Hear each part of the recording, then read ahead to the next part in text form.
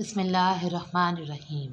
आज हम पढ़ेंगे IELTS 6 का टेस्ट वन का रीडिंग पैसेज वन, जिसका नाम है Australia supporting success. Australia supporting success, सबसे पहले हमें हर टॉपिक में जब भी हम रीडिंग करते हैं हमारा रूल यही होना चाहिए कि हम अपने पैसेज का टाइटल ज़रूर पढ़ें। उसके अलावा आज हम पढ़ेंगे 1 से 7 क्वेश्चंस। ये एक क्वेश्चन टाइप है जिसमें आपको एक सेंटेंस दिया जाता है, जिस सेंटेंस को आपने पिछले पूरे पैसेज में से ढूंढकर उसका आंसर सेलेक्ट करना होता है।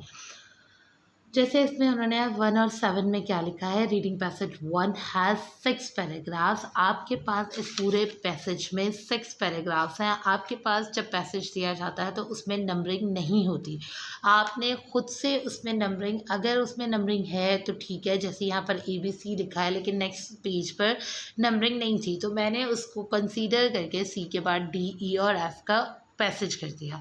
इसी तरह जब हमने इसको कंसीडर कर दिया, अब हम सबसे पहले इसकी लाइंस को पढ़ेंगे। इसकी लाइंस में आपने कहा you may use any letter more than once. सबसे पहले आपने इंट्रोडक्शन में इसका टाइटल पढ़ लिया। अब आपने जैसे ही क्वेश्चंस पर आना है तो आपने इसकी इंस्ट्रक्शन ज़रूर पढ़नी होती है। इसकी इंस्ट्रक्शन में उन्होंने आपको बताया कि आपके पास 6 पैसेजेस हैं। Which passage contain the following information. अब आपके पास ये इन्फॉर्मेशन है, इसमें से कौन सी इन्फॉर्मेशन कौन से पैसेज में पाई जा रही है ये आपने क्लैरिफाई करना है। ये मैं आपको इस वीडियो में ये ज़रूर बताऊंगी कि ये पैसेज किस तरह आपने सॉल्व किया है और लाइन का किस अंदाज में, उसके कौन से सिनोनियम इस्तेमाल करके आपने इस चीज़ को कंट्राडिक्ट किया है या फिर ये एग्जैक्टली मैच कर रहे हैं या नहीं। सबसे पहले आपने इंस्ट्रक्शन पढ़ी तो write the correct letter AF। जब आप पूरी लाइन पढ़ेंगे और उसका जो करेक्ट लेटर होगा वो आपने उसके आगे मेंशन करना है। इन बॉक्सेस 1 और 7 ऑन योर आंसर शीट, यानी ये जो 7 क्वेश्चन उन्होंने आपको दिए हैं इसमें से। अब सबसे पहले उन्होंने आपको एक लाइन लिखी है, you may use any letter more than once. इसका मतलब अगर आप नॉर्मली यूज़ करें तो ये लाइन तभी दी जाती है जब आपके पास नीचे जो क्वेश्चंस हैं उनमें कोई ना कोई क्वेश्चन दो क्वेश्चन के आंसर सेम हो। यानी अगर किसी एक पैसेज में इनमें से 2 आंसर मौजूद हैं तो लाजमी तौर पर वो आपको ये लाइन लिखता है कि you may use any letter more than once. जैसे आप इनके आंसर्स में भी देख सकते हैं कि 1 और 3 का आंसर B है। इसलिए मैं आपको एक एडवांस में एक ट्रिक बता रही हूँ कि अगर स्टार्ट में आपके पास ये लाइन लिखी हुई मेंशन है तो ये इस चीज़ की इंडिकेशन है कि लाजमी तौर पर एक पैसेज का आंसर जो है वो डबल टाइम आएगा। अब सबसे पहले हम इसके क्वेश्चंस पे आते हैं। सबसे पहले क्वेश्चन नंबर 1 क्या है, a reference to the exchange of expertise between different sports. इसमें से सबसे पहले आप जब लाइन को कैच करते हैं तो लाइन में से कीवर्ड्स को मेंशन करते हैं। इसके कीवर्ड्स क्या है, exchange of expertise between different sports, expertise और एक्सचेंज। अब मैं आपको इसका आंसर इससे मैच करके बताती हूँ। जैसे अगर मैंने इसका आंसर पैराग्राफ B में है, पैराग्राफ B में आप इसको पूरी तरह पढ़ के देखें। अब आपका काम क्या है कि आप इससे रिलेट करें। अब अगर हम यहाँ से आप इसकी सारी लाइन्स, अब एकदम हमें रूल क्या होना चाहिए कि जब भी हम कोई भी पैराग्राफ लेते हैं, जैसे 1, 2 या 3 कोई भी पैरा, तो उसकी फर्स्ट 2 लाइन्स पढ़ते हैं और लास्ट 2 लाइन्स पढ़ते हैं। अगर हमें अपना आंसर आइडेंटिफाई हो जाता है तो ठीक है, लेकिन अगर हमें आंसर आइडेंटिफाई नहीं हो पाता तो आपने फिर उसमें से मिड में से पढ़ना है।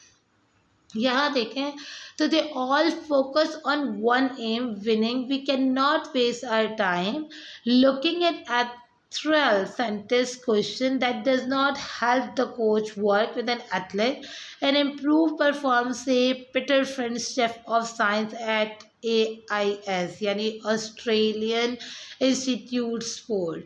अब इसमें आपने उसका आंसर आपको नहीं मिला, लेकिन अगर हम फर्स्ट की लाइंस पढ़ें, जैसे फर्स्ट की लाइन में उन्होंने आपसे क्या लिखा कि the Australian Institute sports employs more than 100 sports scientists and doctors and collaborate with scores of others in universities. अब ये देखेंगे कोलैबोरेट जो लफ्ज़ है, ये कोलैबोरेट का लफ्ज़ वर्क टुगेदर से सिनोनियम है।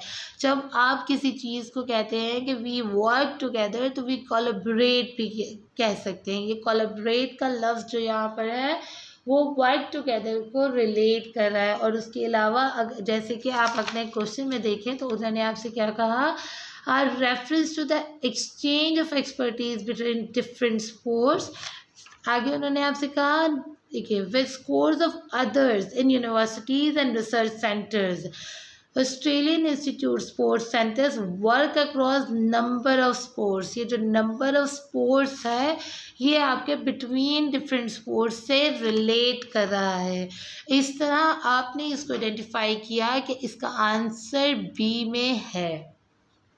इसी तरह अगर आप क्वेश्चन नंबर 2 को लेते हैं कि an explanation of how visual imaging is employ in investigation. तो अब आपका सारा इसमें जो पूरी कंसंट्रेशन इसके कीवर्ड्स पे होनी चाहिए। इसके कीवर्ड्स क्या है, इसके कीवर्ड्स हाउ भी है, विजुअल इमेजिंग भी है, एम्प्लॉयड भी है और इन्वेस्टिगेशन भी है। सबसे ज़्यादा अगर आप किसी पे फोकस करते हैं तो वो इन्वेस्टिगेशन के वर्ड पे करते हैं कि आप इन्वेस्टिगेट किस तरह कर रहे हैं। आप इसका आंसर सी है, लेकिन ये आंसर सी है किस तरह, मैं आपको ये क्लैरिफाई करती हूँ। ये देखेंगे क्वेश्चन नंबर सी का आप 6 to 10 लाइन देख सकते हैं। 1 2 3 4 5 6 की लाइन से आप यहाँ से अगर पढ़ें तो demonstrate how the system work, Bruce Mason at Australian Institute Sports show of the prototype of a 3D analyze tool for studying swimmer। उसके अलावा अगर आप इसकी लास्ट लाइंस को पढ़ें तो ये prototype of 3D analyse tool जो है ये विजुअल इमेजिंग टूल है। अगर नॉर्मल अपने क्वेश्चन में जाएं तो ये विजुअल इमेजिंग टूल जो था वही prototype of 3D analysis tool है। तो इस तरह इसका आंसर सी है। इसी तरह अगर क्वेश्चन नंबर 3 की बात की जाए, a reason for narrowing the scope of research activity, तो इसमें भी आपने कीवर्ड्स को लेके ही पीछे आंसर सर्च करना है। रीज़न उसका क्या है, क्या चीज़ नैरोइंग करने, यानी उसको बहुत कम टाइम में वो करने के लिए द स्कोप किस चीज़ का, रिसर्च एक्टिविटी के स्कोप को। अब उन्होंने इसका आंसर बी है, तो इसका आंसर बी किस तरह है, आप बी की एंड में देखें, we can't waste our time, जैसे उन्होंने लास्ट में लिखा, they all focus on one aim winning, we can't waste our time. We can't waste our time का मतलब है we must narrow the scope of research activity.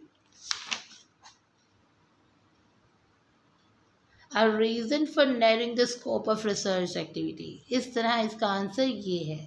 अब अगर आप बात करें क्वेश्चन नंबर 4 की, कहता how some Australian Institute Sports Ideas has been reproduced। ये रिप्रोड्यूस किस तरह हुआ है, क्या चीज़। अब ये हाउ जो उन्होंने लिखा है ये इसके आइडियाज़ किस तरह रिप्रोड्यूस हुए हैं। अगर रिप्रोड्यूस की जगह रेप्लिकेट का लफ्ज़ भी आ जाए तो कोई इशू नहीं है, आप रेप्लिकेट कह सकते हैं, कॉपी कह सकते हैं, रिप्रोड्यूस कह सकते हैं। इसी तरह क्वेश्चन नंबर 4 का आंसर अगर एफ़ है तो वह एफ़ किस तरह है।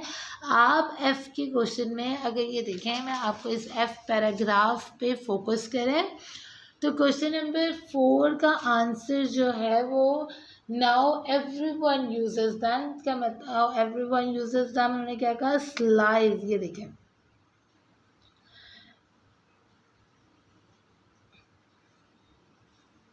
now everyone uses them, that is the same has happened to the altitude tent developed by AIS to replicate the effect of altitude training at sea level। ये जो replicate का लफ्ज़ इन्होंने दिया है, ये replicate का लफ्ज़ reproduce कॉपी में है, और जो इन्होंने यहाँ लिखा है कि now everyone uses them, उसका मतलब है all our countries have copied them, इसलिए इसका आंसर F है। इसी तरह अगर हम क्वेश्चन नंबर 5 के ऊपर बात करें तो 5 में आंसर डी है, वो डी किस तरह है, क्योंकि उन्होंने इस पे कहा है कि how obstacle to optimize achievement can be investigated. Obstacles to optimum achievement, obstacle can be investigated. अब आपके पास इन्वेस्टिगेटेड का वर्ड, उसका कीवर्ड है ऑप्टिमम अचीवमेंट का और ऑब्स्टेकल का। ये इसका आंसर डी किस तरह है, आपको ये हम क्लेरिफाई कर देती हूँ। ये डी ऑप्शन अगर आप डी में देखें तो डी का 1 से 4 लाइन और 6 to 9 लाइन देखें तो 1 से 4 लाइन अगर हम पढ़ते हैं तो हम कह सकते हैं ये टेक अ लुक, अगर ये पूरी लाइन है तो ही pointed out the data on the swimmer in second and third place. इसी तरह अगर 6 की लाइन की बात करो तो with the cooperative research centre for micro technologies they are developing an obstructive sensor with the embedded in an athletic clothes or running shoes to monitor heart rate। अभी जो मॉनिटर का लफ्ज़ आया तो ये इन्वेस्टिगेट ही कर रहे हैं ना वो हार्ट रेट को, पसीने आने को, उसके पसीना कितना प्रोडक्शन हुई है, उसके अलावा अदर फैक्टर जो कि इम्पैक्ट कर रहे हैं एथलीट्स की एबिलिटी को कि वो रन कर सके। तो यही उसकी जो मॉनिटर और जो ये सारा कुछ वो कह रहे हैं कि वो क्या क्या इसमें मॉनिटर कर रहे हैं, वो सारा कुछ आपने इसमें इन्वेस्टिगेट किया। उन्होंने कहा ना how obstacle to optimum achievement can be investigated. Optimum achievement किस तरह इन्वेस्टिगेट किया गया तो उन पर मॉनिटर किया गया कि उसके हार्ट रेट क्या है, उसकी स्वेटिंग का लेवल क्या है, इस तरह आपने इसको इन्वेस्टिगेट किया।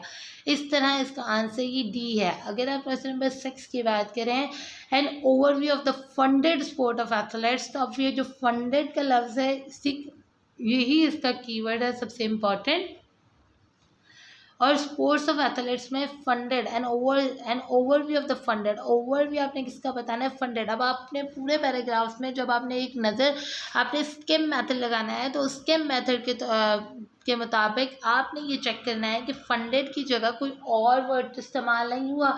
जैसे फंडेड की जगह आप फाइनेंसेस का वर्ड भी इस्तेमाल कर सकते हैं। इसी तरह जब इस फंडेड के वर्ड को आप लेते हैं कि आपका ये फंडेड वर्ड कीवर्ड है तो आप इसके मुताबिक आप एग्जैक्टली फंडेड को नहीं सर्च कर सकते। अगर आप फंडेड यूज करने लगेंगे तो आप अपना टाइम वेस्ट भी करेंगे और आप इसको आंसर को डिटेक्ट भी नहीं कर सकेंगे। इसी तरह आप फंडेड के वर्ड के बजाय आप इसको वर्ड फाइनेंसेस ढूंढते हैं और इसका आंसर एक 5 to 7 लाइन में है। जैसे ये another body the Australian sports commission finances programs of excellence in a total of 96 sports for thousands of sportsmen and women। उन्होंने क्या कहा, फाइनेंसेस, ये फाइनेंसेस जो है फाइनेंसेस प्रोग्राम में जो एक्सपेंस कर रहे हैं वही फंडेड स्पोर्ट्स है। इसी तरह ये इसका आंसर ए कहलाया। अब अगर आप लास्ट क्वेश्चन नंबर 7 की बात करें जिसमें उन्होंने कहा कि how performance requirement are calculated before an event, event से पहले जो परफॉर्मेंस की रिक्वायरमेंट को किस तरीके से कैलकुलेट किया जाता है, तो आप इसका आंसर ई में देख सकते हैं। उन्होंने कहा well before a championship, before a championship यानी before an event, before an event sports centres and coaches starts to prepare the athlete by developing a competitive model. Competitive model को डेवलप करते हुए आपने और based on what they expect will be winning times. Well before a championship का मतलब हो गया before an event, और prepare the athlete by developing a competition model, performance required are calculated। इस तरह इसका आंसर जो है ये है ई। मैं उम्मीद करूँगी कि आपको ये पूरा क्वेश्चन टाइप क्लियर समझ आ गया होगा। अगर आपको इसमें कोई भी क्वेश्चन समझ नहीं आया तो आप इसको व्हाट्सएप कर, आप इसको इनबॉक्स कर सकते हैं अपनी प्रॉब्लम्स को, अपने इश्यूज़ को। और अगर आपको मेरी वॉइस नहीं क्लियर समझ आ रही या कोई भी मेरे वर्ड्स जो मेरी गलती है वो भी आप आइडेंटिफाई कर सकते हैं, आई नेवर माइंड। और अगर इसके अलावा आप मुझे ज़रूर सपोर्ट करें, मेरा चैनल सब्सक्राइब करें ताकि मैं नेक्स्ट अपनी वीडियोज़ ज़्यादा से ज़्यादा बना सकूँ। Thank you so much.